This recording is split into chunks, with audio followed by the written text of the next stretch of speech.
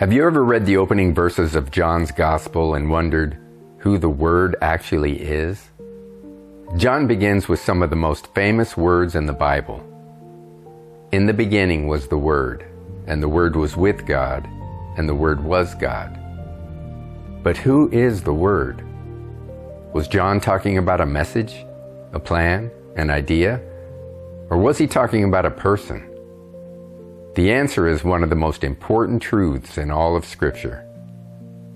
Today we're going to see who the Word is and why it matters. Before John identifies the Word, he tells us several remarkable things about him. First, the Word existed in the beginning. Second, the Word was with God. Third, the Word was God. And fourth, all things were made by Him. Think about that for a moment. John is describing someone who existed before creation itself and who was responsible for creating everything that exists.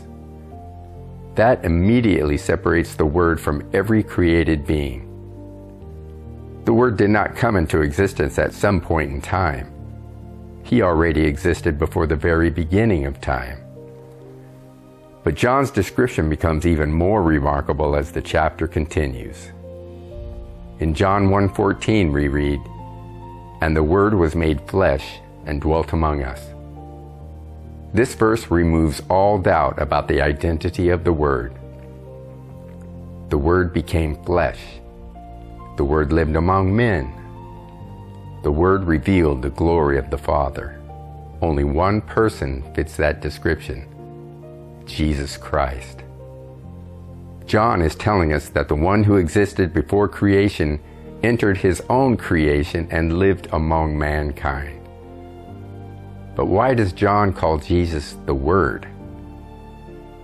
One reason is that words reveal thoughts. Without words, we would not know what another person is thinking. In a similar way, Jesus reveals God to humanity. Later in the chapter, John writes, "No man hath seen God at any time, the only begotten Son, which is in the bosom of the Father. He hath declared him." Jesus makes the Father known. He reveals God's character. He reveals God's truth. And he reveals God's plan of salvation. The title Word reminds us that Jesus is God's perfect revelation of himself. Another important question is whether Jesus was created. Some people believe Jesus was the first thing God created. But notice what John says. All things were made by him, and without him was not anything made that was made. If all created things were made through the Word, then the Word cannot be part of the created order. John places Jesus on the creator side of the creator-creation distinction. John also intentionally points us back to Genesis.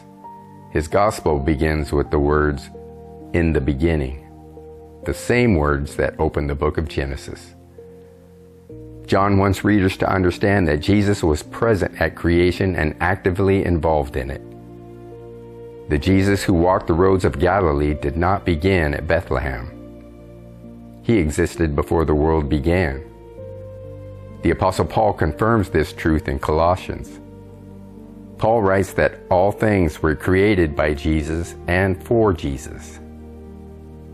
The testimony of Scripture is consistent. So what does John 1 teach us? It teaches that Jesus existed before his birth. It teaches that Jesus is God. It teaches that Jesus created all things. It teaches that Jesus reveals the Father. And it teaches that Jesus became flesh and lived among men. These are not small theological details. If Jesus is the eternal Word who created all things, then he is worthy of our trust, worship, and obedience.